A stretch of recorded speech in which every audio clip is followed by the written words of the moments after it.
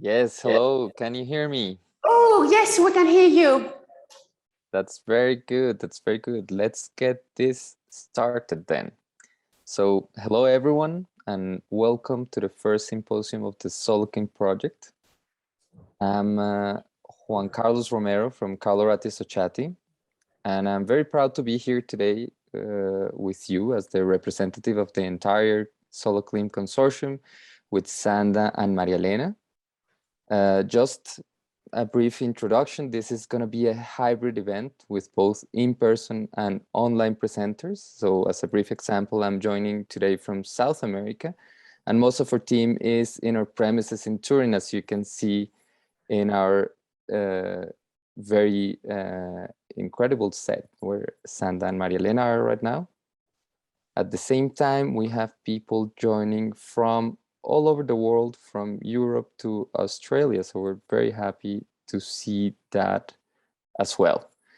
Today and tomorrow, we will be hosting a series of talks and discussions with top academics and industry leaders about the latest research and practice in urban climate adaptation. And we will be touching on three main subjects: vegetation, water, and responsive design solutions, and touching on two different scales, the small scale and the large planning scale. That means the urban scale. Just to give you a brief introduction about today, we will be having a series of keynotes on these different subjects. And right now I would like to walk you through the program to give you a glimpse of what we have prepared during the last few months with the entire team. So if you give me just a second, I will share my screen and show you what we have in line for you today. Let me know if you can see my screen there. Perhaps Sanda and Maria Elena, there you Yes, can yeah. give me a heads up. Very good. Yes. Thank you very much. So as you might guess, we're right now at the introduction, and I will show you also a little bit of the Soloclim consortium. I will give you just a brief introduction and give way to Sanda and Maria Elena to give a further word on what we have been doing. We'll have a first introduction by our one and only Carlo Ratti, of course, to present just the general idea of what we will be discussing during the day. And then we will have three different sessions divided by the themes that I mentioned before. So the vegetation-based solutions, the water-based solutions, and the climate responsive systems. And it will be divided as well by scales. We will first be touching on the large scale, so on the urban scale, and then we will be going down to the, let's say, more object scale, or the small scale, as we like to call it. And we would like to divide this in a, let's say, more dynamic way in which we have first a keynote by a practitioner or a top academician, and then we will present our own researchers that will give you a glimpse of what the research is going about, and that way you can get an idea of what we're working and an idea of what the world in general is working in this subject. It's going to be quite a packed program. We have a series of discussions that will run from now until around 3:30 in the afternoon, with a couple of breaks in between. Of course, we don't want you to get tired of of absorbing so much information. And then we want to close the day with a public debate, which will be a discussion between all the presenters that will be here today and the researchers, in which we will try to come to a conclusion about these subjects that we have been sharing. So this is, let's say, from a very high level view, what will be happening today. I think the interesting thing will be to hear what everyone has to share and to say during the entire day. But this is just to tell you what will be happening. And just to close this, or to complement this, I would like to introduce to you Soloclim, for those of you who don't know, and I would like to give you just a very brief introduction of who we are and what we do. So Soloclim is an acronym, and it stands for Solutions for Outdoor Climate Adaptation. And this is an European industrial doctorate that is part of the Innovative Training Networks project and part of the Marie Skłodowska-Curie actions. It's funded by the European Commission within the Horizon 2020 program. And what we are doing here is we're enabling 6 young researchers to generate solutions for urban outdoor environments in the fields of, as you might guess, vegetation, water-based and climate responsive systems. And just to give you an idea of who we are, Soloclim is a consortium that is consisting of both industry and academia leaders. So there's a series of universities who are conferring PhD titles to our researchers, and a series of industry partners that are helping with this research from a practical point of view.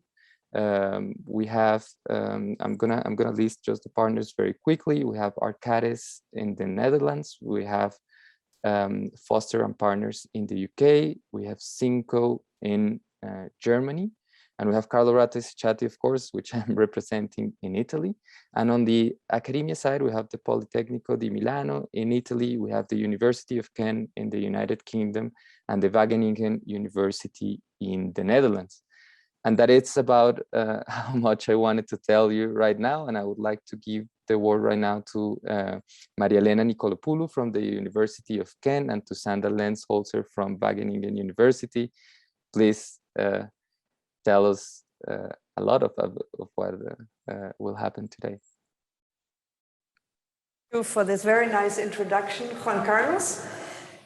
We are very happy that all of you are joining us from all parts of the world, and we are really thrilled that so many people are interested in our program.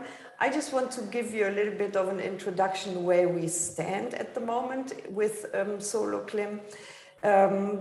Our project has been going on for about 1.5 years now, and our young researchers in the project have been exposed to different environments. First, they spent half a year in a university to start up their research, to write their research proposals and to shape everything.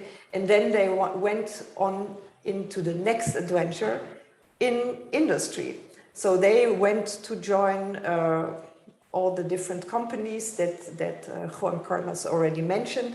And of course, in times of COVID, this was another big adventure, getting into a different country after half a year.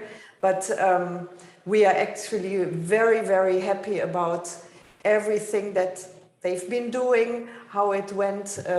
I think we can really call us lucky bastards in these very, very difficult times, how this has been carried through by all of our partners. So I'm very happy that we were also able to organize this symposium, which says midterm symposium. Why is that? Because basically the work of the young researchers is now halfway, and yeah, they're coming up with the first solutions, and we would like to use this event to introduce them to you, our big community, and for us and for them especially, to build their network and to build their visibility. And we think this is a great opportunity to actually help them get into the community, because we all work on something that is getting more and more important, actually making our cities more climate responsive. That is a huge assignment for all of us, and I'm very glad that we can give this introduction for our young researchers. And I'm also very, very happy that we have all these big shots joining us from all parts of the world. And with this, I hand over to Maria Elena. Thank you, Sandra. Good morning, everyone. Good morning from me as well. I'm conscious that we are joined from people in different time zones, so we are very grateful that you're joining us. Thank you all very much for responding to our invitation. And we're very excited about a very interesting couple of days with leading academics, researchers, architects, landscape architects and engineers working really in practice at the cutting edge and presenting us their ideas. And it is a training network, we should remember that. So we are particularly grateful that all of you agreed to join the session along with our practitioners, where they can present their ideas with you, the leading people in the different fields. And we're very excited about the next couple of days. If nothing else, the last year and a half highlighted the importance of very good quality open spaces, about urban environments open for all. And how important that is, and hopefully this will become even more important and we'll highlight it even stronger in the next couple of days. I won't delay you any longer. We are here to listen to a range of speakers, and with that I will lead you on to the next session. Thank you very much. Well, thank you very much, Sanda and Marilena. I think for now we have a little bit of a break while we have Carlo joining. He will be joining in around 5 to 10 minutes to do the first keynote that will be the introductory keynote to kickstart the presenting sessions. In the meantime, I don't know if we want to wait for a little bit, or I should tell you a little bit more about what we have been doing in the past year and a half as a consortium. Please let me know. Interesting to reflect a little bit more on that. So if you want to do that, Juan Carlos, please go ahead.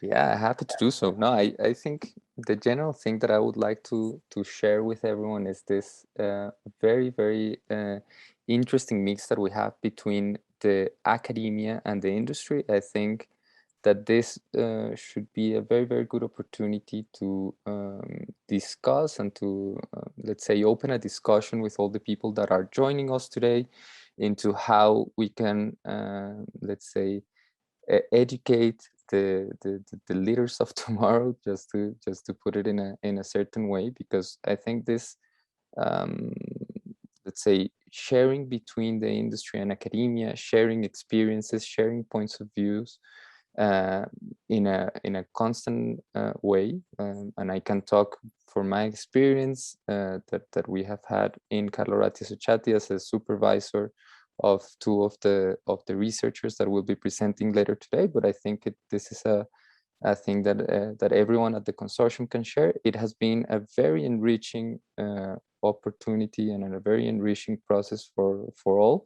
We have learned a lot from how to do things, how to let's say, break the boundaries and find new ways of conducting research and getting to new results.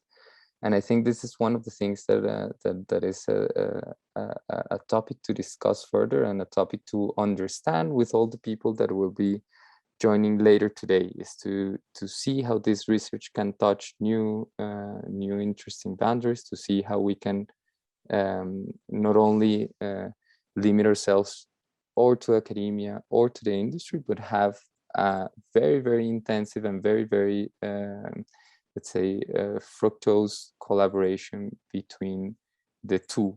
So I think this is a key subject to keep in mind during the whole day today, that we have been trying to also highlight with the people that we have been inviting in the last few months, and that you will also be able to see. So it's research that is not only let's say theoretical, it's research that is not only practical, but it's research that is trying to merge the two parts of it. And I think well, today we will have a day that is more about absorbing information. In the day we will discuss about it, and tomorrow will be a day in which we share a lot about it, the ideas that will be going on in these subjects.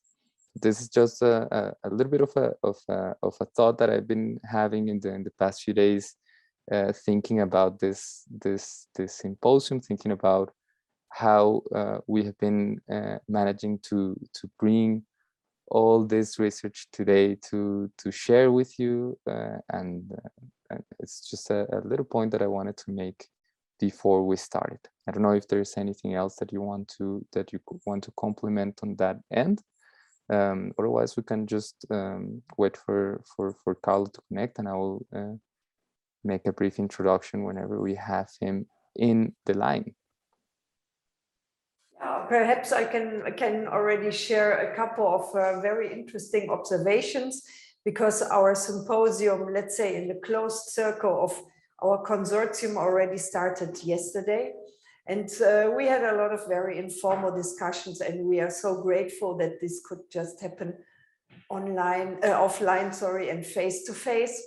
And people could just speak freely. And one of these observations that I would already like to share, going along in the line that you mentioned, Juan Carlos, is that where are the boundaries between industry and between academia? Are these boundaries actually as sharp as we think? Because when I saw what people are doing in practice, what they are doing in the universities, sometimes also facilities in practice can be better than in the universities. So I think we have to really see if we have to draw these boundaries in a very sharp way, and also how they can complement each other. And this morning, I already noticed that people are making new networks and seeing exactly how for other projects we can join academia and practice again, and both of them complementing each other. I think this is the big great thing about these industrial doctorate projects. And I feel that our ESRs, the young researchers, being exposed to these environments, are really already feeling the benefits of this.